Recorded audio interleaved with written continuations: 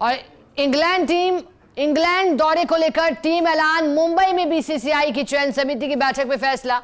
So and he's got some MRIs done, and like you mentioned, I don't think he was going to be able to play 5 tests, and at the moment I don't think his workload is where it needs to be. So it's just the medical guys who've told us that he's been ruled out of this series. It's unfortunately we were hoping that he's available for some part of the series at least, but if he's not fit at the moment, it's very difficult to keep waiting. It's rather plan with the guys that are fit and available. So yeah, it's unfortunate. Bowler like him, you always want to try and pick, but at the moment he's not fit to be picked. Yeah, just you said it now. Over the last year or so, you've been looking at Shubman Gill as the captain. But how much easy was it, or was it difficult in looking at various options, especially in considering it was the England to 5-test series, and you're putting a rookie into the captaincy role straight away for a hard tour of England. Somebody like the experience of KL Rahul may have helped for this tour at least. I mean, you don't pick captains for 1 tour or 2 tours. You want to try and invest in something that's going to help us going forward. You always, like I said, you are hoping that it's the right call that we made. We've seen some progress over the course of the last year or 2 with him. There's no doubt it is going to be as tough as it gets, doing a 5-match series in England, and maybe he'll have to learn on the job a little bit. But we are very confident with what he has to offer, and that's the reason we've picked him.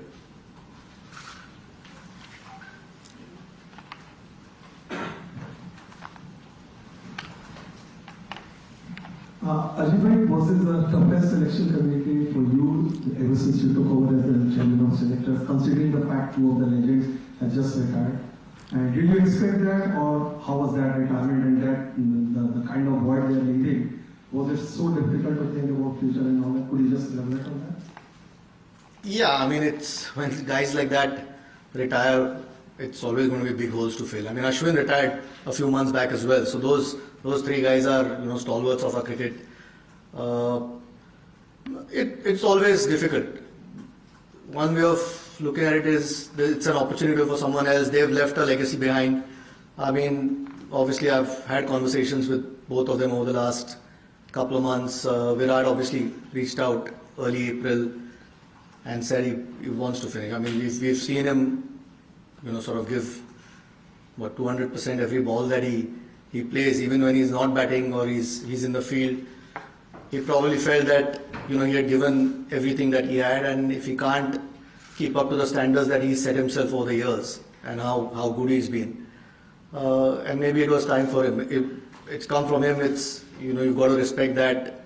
They've earned that respect, both of them, and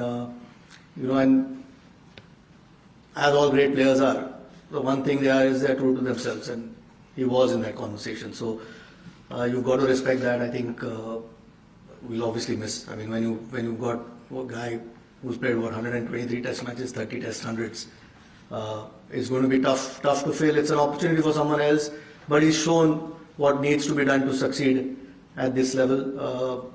Needless to say, even Rohit, he's been a leader over the last couple of years since he started leading the test matches.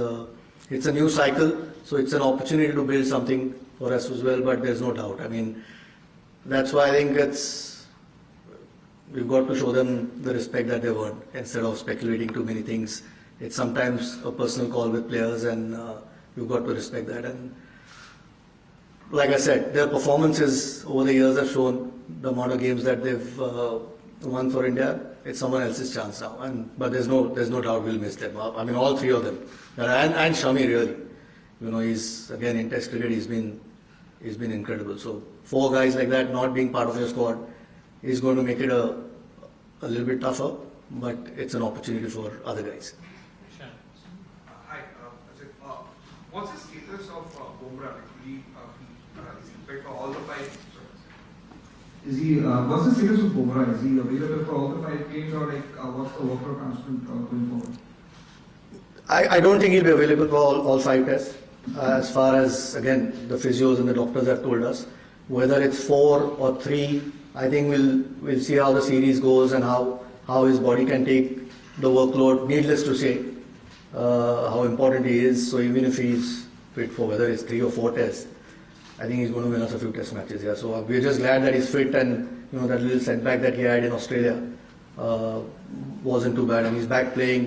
We've seen, I know it's T20 cricket at the moment, but we've seen what he's doing in the IPL. So we're just happy that he's part of the squad.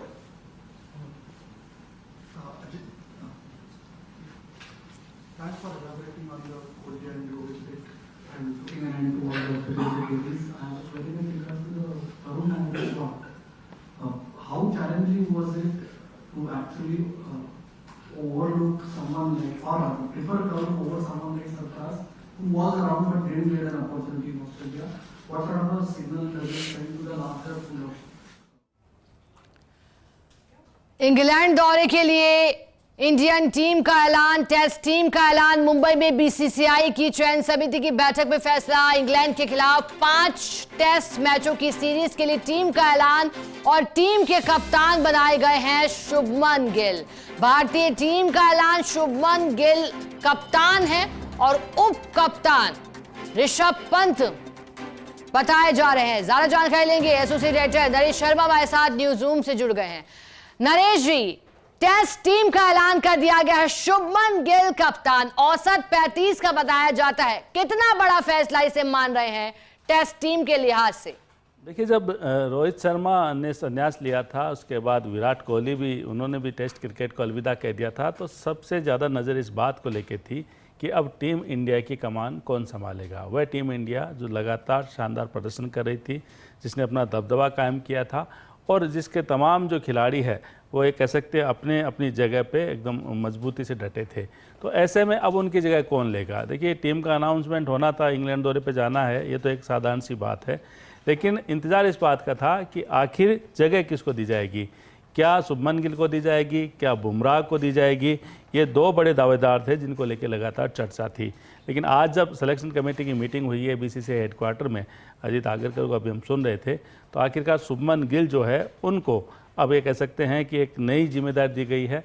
भारतीय test team की कप्तानी वो संभालेंगे और पहली उनकी जो परीक्षा है वो इंग्लैंड के खिलाफ होगी, ये जो विदेश दौरा होगा उसको लेके। जहाँ तक आपने बात की 35 के एवरेज से जो है उन्होंने उनका करियर रहा है, तो बिल्कुल ठीक है। 2020 में ऑस्ट्रेलिया के खिलाफ जो है उन्होंने टेस्ट क्रिकेट की शुरुआत की थी और अब तक उन्होंने करीब 32 टेस्ट मैच खेले हैं, जिनमें 35 की एवरेज से जो 59 पारियों में उन्होंने करीब 1800 रन बनाए हैं। इसके अलावा उन्होंने अब तक टेस्ट की बात करें तो 5 शतक और 7 अर्धशतक बनाए हैं और उनका सर्वश्रेष्ठ स्कोर 128 रन रहा है।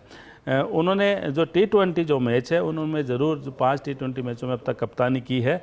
टेस्ट में कभी कप्तानी का मौका नहीं मिला, लेकिन T20 में ज़रूर शुभमन गिल ने कप्तानी की थी, जिनमें उन्होंने 4 जो मैच है उनमें जीत हासिल की थी, 1 में हार का सामना करना पड़ा। अब देखिए, जो चर्चा थी दूसरी ये इस बात को लेकर कि जसप्रीत बुमराह है, क्या उन पे दाव खेला जाएगा, क्या उनको टीम की कप्तानी दी जा सकती है। लेकिन जो मुझे लगता है फिटनेस एक ऐसा पॉइंट था जिसको लेके बुमराह पिछड़ गए और जो गिल है वो आगे बढ़ गए। क्योंकि अगर ऑस्ट्रेलिया दौरे की अगर बात करें, पिछला जो दौर हुआ था बॉर्डर गावस्कर ट्रॉफी में, तो आपको ध्यान होगा कि जब रोहित शर्मा की जगह बुमराह ने 2 मैचों में कप्तानी की थी, तो वो कप्तानी ज़रूर की थी, लेकिन फिटनेस को लेके लगातार जो है उनके बारे में नहीं कहा जा सकता कि पूरी सीरीज़ में वो फिट रहेंगे क्या, और तब भी वो चोटिल हो गए थे 2 मैच में जब कप्तान की थी। और यही कारण है कि उनको ये जो टीम अनाउंस हुई है उसमें उप कप्तान भी नहीं बनाया गया है। ऋषभ पंत जो कि विकेट कीपर भी है, बेहतरीन बल्लेबाजी करते हैं, उनको कप्तान बनाया गया है। हालांकि जो बुमराह है वो टीम का हिस्सा है, लेकिन जो मुख्य जो कारण था, जो मुझे लगता है कि फिटनेस एक ऐसा मापदंड रहा होगा जिसमें शुभमन गिल है उनको कमान दी गई, और जसप्रीत बुमराह जिनको फिटनेस को लेकर लगातार हम देखते हैं कि चूंकि तेज़ गेंदबाज है, तो ऐसे में उनकी फिटनेस कभी कभी सवालों घेरे में रहती है, पूरी सीरीज़ कई बार नहीं खेल पाते हैं, तो इसी कारण से उनको बड़ी जिम्मेदारी दी है। और एक युवा कह सकते हैं कि युवा को ये जिम्मेदारी दी है, क्योंकि मुश्किल से अभी 5 साल का उनका कैरियर रहा है टेस्ट का, फिर भी उनको कप्तान बनाया गया है, तो इस बड़ी जिम्मेदारी को किस तरह से वो निभा पाते हैं, और वो भी जबकि इंग्लैंड जैसी मजबूत टीम से उनका सामना होगा। इंग्लैंड दौरे पे टीम इंडिया जाएगी। नरेश जी, अगर आप बात करें पूरी टीम की, कप्तान की, उप कप्तान की बात करी तो कहा गया कि करुण नायर की वापसी करवाई गई है, पहली बार मौका भी कुछ चेहरों को मिला है। पूरी टीम कैसे देख रहे हैं? जैसा कि आपने भी कहा कि कोहली और रोहित की ओर से रिटायरमेंट के ऐलान के बाद चौंके थे और टिप्पणी ये भी की गई थी कि क्या दोबारा सोच विचार इस पर किया जाना चाहिए, लेकिन ये उनका व्यक्तिगत फैसला है, कुछ कहा नहीं जा सकता। लेकिन नई टीम कैसे दिखाई दे रही है, कितनी मजबूत अब भारतीय टीम? देखिए, चूंकि विदेश दौरे पे जो टीम जा रही है, इंग्लैंड दौरे पे जा रही है, तो काफ़ी एक तरह से कह सकते हैं कि संतुलित टीम है, उसका चयन किया गया है।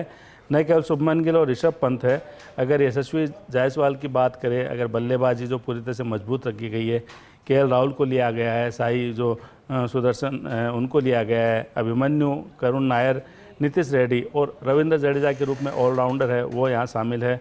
ध्रुव जुरेल जो विकेट कीपर के रूप में जो है कह सकते हैं नया एक और टीम में शामिल किए गए, क्योंकि वैसे तो ऋषभ पंत है वो विकेट कीपिंग करेंगे, लेकिन अगर ज़रूरत पड़ी तो ध्रुव को शामिल किया गया है।